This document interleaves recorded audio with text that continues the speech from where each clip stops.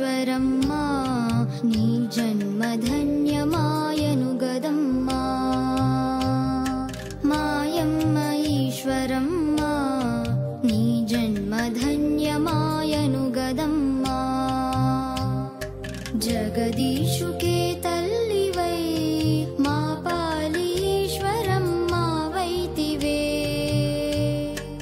ఏ మనుచు పొగడెదమ్మా నీ భాగ్యమింతింత ఎనిగాదుగా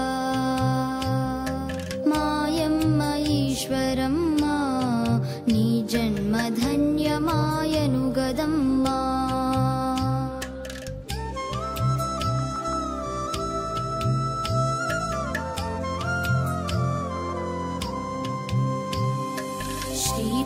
శ్రీపత్తిపురమునందు మాయమ్మ రతనాల వంశమందు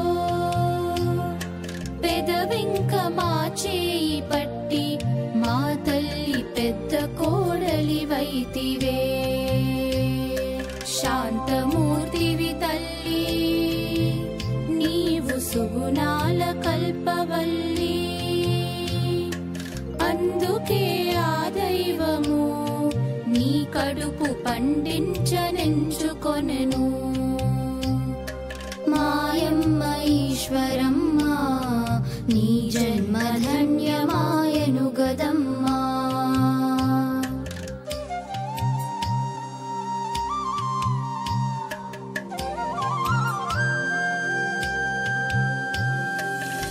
కొండమారాజు కడకు ఆనాడు వెంకావదూత వచ్చి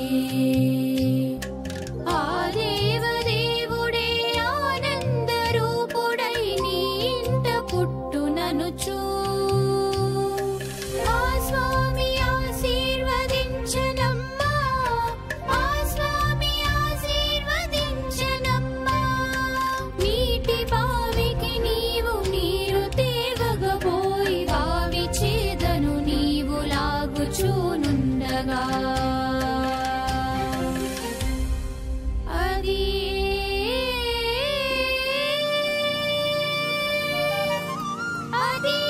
సమయంబని ఆ పరమశివుడే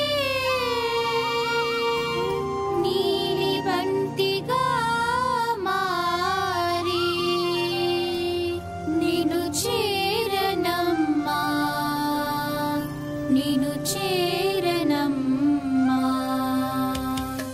మాయమ్మ ఈశ్వరమ్మా నీ జన్మ ధన్యమాయను గదమ్మా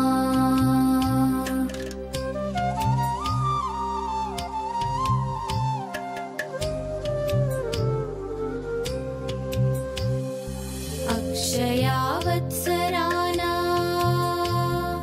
కార్తీక సోమవారమున బహుళ తదియ ఆర్ద్ర నక్షత్రమున సాయి ఉద్భవించెనుగ తల్లి నీ కడుపు పంటగా దిగి వచ్చనే ఎంత పుణ్యము చేసితివి నీవు ఆ ఈశ్వరునికే తల్లివై ఆదర్శవనితవమ్మా జగతికే ప్రేమమూర్తిని ఇస్తివమ్మా ఆదర్శవనితవమ్మా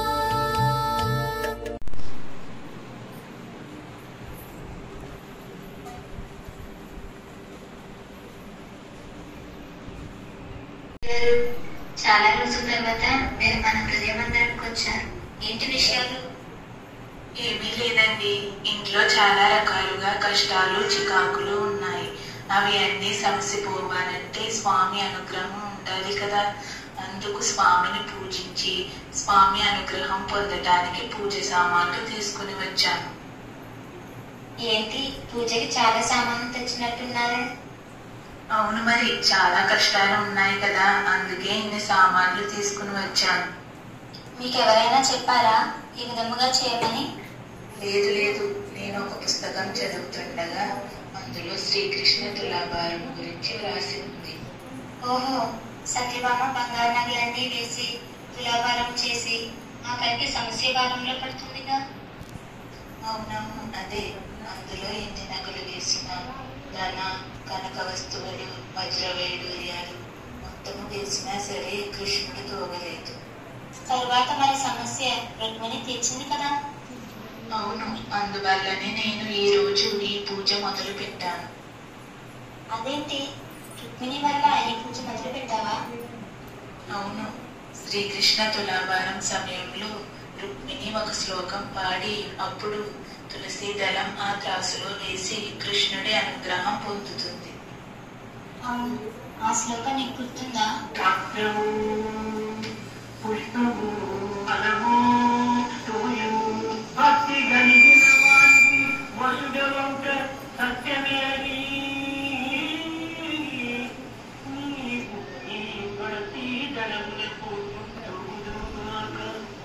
చాలా బాగా చెప్పారు.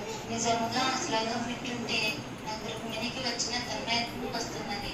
కేవలం ఒక్క భక్తి భావంతో సత్యభామ కష్టాలన్నింటినీ తీర్చేసింది. అవును ప్రేమ, అందుకే చూడు, ఈ రోజు నేను పుట్టడు తులసి దళములు, ఒక బుట్ట నిండా రకరకాల పుష్పములు, ఒక బస్తాడు కమలాపరులు, ఒక బిందెడు నీళ్లు పూజ కోసం తీసుకుని వచ్చాను. అవునా, చాలా ఆశ్చర్యంగా ఉంది. నువ్వు ఈ పూజని అంతరార్థం తెలుసుకుని ఎలా చేయాలి, ఎందుకు చేయాలి అని తెలుసుకుని చేస్తున్నావా ఆశ? అంతరార్థం అంటే ఏమిటి? ఈ శ్లోకంలో ఉన్న అంతరార్థము అని, అంటే దాని యొక్క సరైన అర్థము అని. నాకు బోధపడటం లేదు ప్రేమ, నువ్వు కొంచెం వివరంగా చెప్పవా? సరే ఆశ, చెప్తాను విను. నేను పుట్టపర్తికి వెళ్ళినప్పుడు సత్యసాయిబాబా గారు ఈ శ్లోకం యొక్క అంతరార్థం చాలా స్పష్టంగా చెప్పారు. పత్రము అంటే అంతరార్థం మన శరీరము అని. అంటే మన మందిరంలో ఉదయం భక్తితో ఉడవటం, కడగటం, తుడవటం లాంటిది శరీరంతో భక్తితో చేసే పనులు అన్నమాట. పుష్పము అంటే అంతరార్థం మనస్సు అని. అది ఎప్పటికీ వాలిపోదు. మనస్సులో భక్తి నింపుకొని ఏ మంచి పని చేసినా అది నేరుగా భగవంతునికి చేరుతుంది. ఫలము అంటే హృదయం. ఈ హృదయమున ప్రేమతో నింపి భక్తితో ప్రార్థన చేస్తే తప్పక భగవంతునికి అది నేరుగా చేరుతుంది. తోయము అంటే మామూలుగా మనం త్రాగే నీరు కాదు.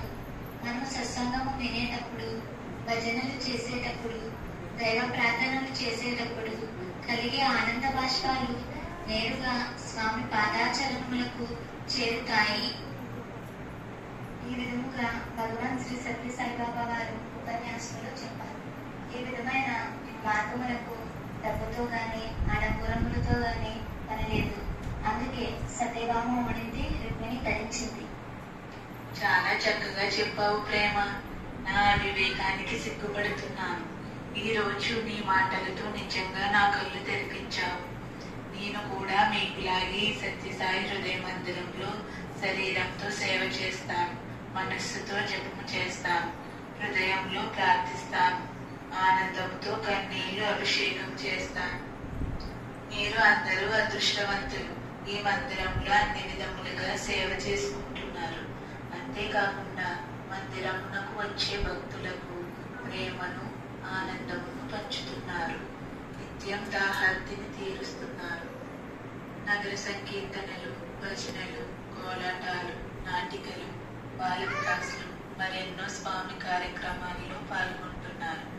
ఇది సాక్షాత్తు కలియుగ అవతారి సత్యసాయి బాబా హృదయం అనటంలో ఎటువంటి సందేహము లేదు.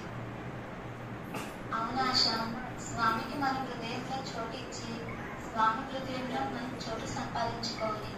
ఇదే ఈ హృదయ మందిరము పరమార్థం.